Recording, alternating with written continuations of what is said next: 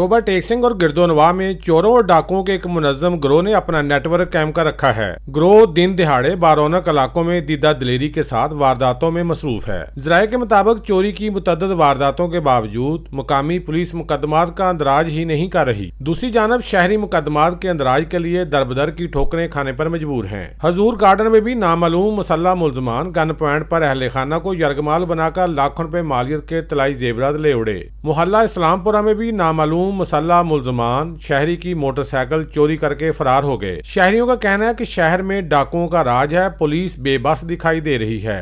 Toba में वारदातें आम हो रही हैं, डाकू जो है दिन दनाते फिर रहे हैं, इनको कोई पूछने वाला नहीं। टोबा सिटी पुलिस या डिस्ट्रिक्ट पुलिस जितनी भी है ये टोटली तौर पर नाकाम हो चुकी है। इनका तबादला किया जाए। शहरियों ने पुलिस के आला अफसरान समेत डीपीओ राना उमर फरूक से चोरी और डकैती की बढ़ती हुई वारदातों को कंट्रोल करने का मुतालबा किया है। कैमरामैन अली हैदर के साथ सुल्तान महमूद, टोबा टेक सिंह।